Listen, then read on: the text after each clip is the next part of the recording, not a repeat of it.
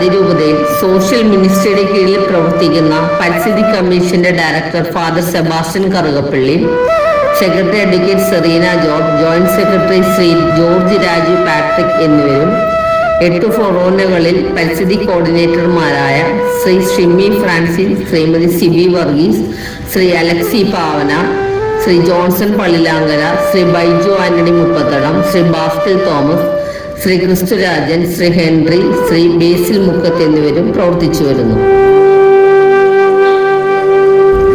പരിസ്ഥിതി സംരക്ഷണ പ്രവർത്തനങ്ങൾ ഈ കാലഘട്ടത്തിന്റെ ഏറ്റവും പ്രാധാന്യമുള്ള പ്രവർത്തന മേഖലയാണെന്ന തിരിച്ചറിവ് ഓരോ വർഷവും വിശ്വാസ സമൂഹത്തിൽ വർദ്ധിച്ചു വരുന്നതിന്റെ തെളിവാണ് പരിസ്ഥിതി കമ്മീഷന്റെ കീഴിൽ നടന്നുവരുന്ന വിവിധ പ്രവർത്തനങ്ങൾക്ക് അതിരൂപതയിൽ വർദ്ധിച്ചു വരുന്ന സ്വീകാര്യത.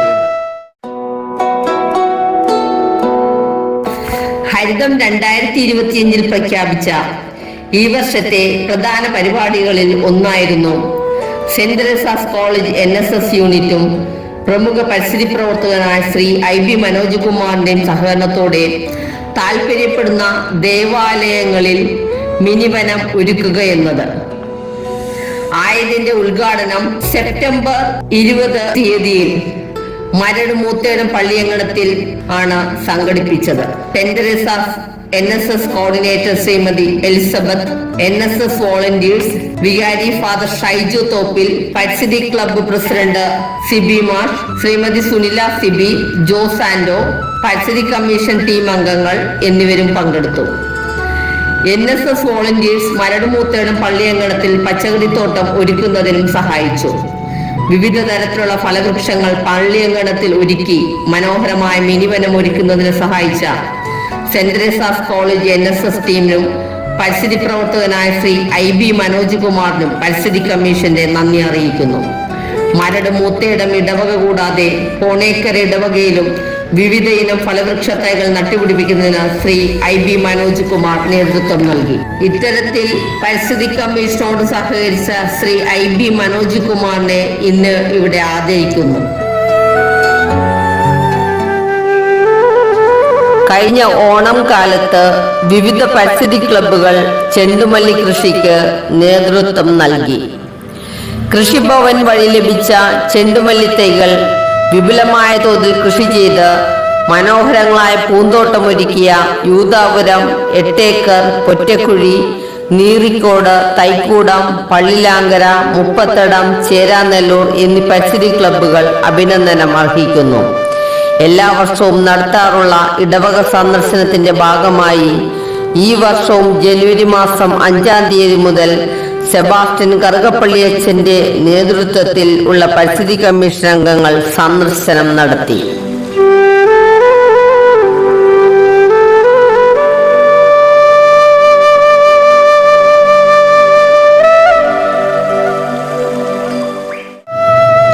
ഈ വർഷം പരിസ്ഥിതി കമ്മീഷന്റെ സഹകരണത്തോടെ സംഘടിപ്പിച്ച മറ്റൊരു വിപുലമായ പരിപാടിയായിരുന്നു പ്രൊഫസർ KV തോമസ് വിദ്യാധനം ട്രസ്റ്റും കാർഷിക വിജ്ഞാന കേന്ദ്രത്തിന്റെ സാങ്കേതിക സഹകരണത്തോടെ നടപ്പിലാക്കിയ വേപ്പിൻ തൈ വിതരണ പരിപാടി.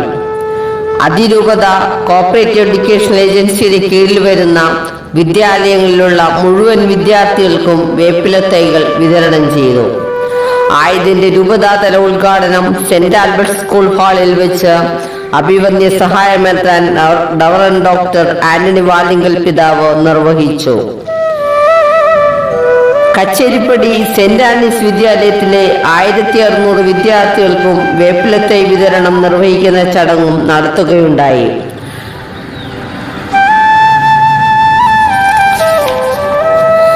പരിസ്ഥിതി ക്ലബ്ബുകൾ വഴി വിദ്യാർത്ഥികൾക്ക് വേപ്പിൻ തൈകൾ വിതരണം ചെയ്യുന്ന പരിപാടിയുടെ ഉദ്ഘാടനം ഓച്ചന്തുരുത്ത്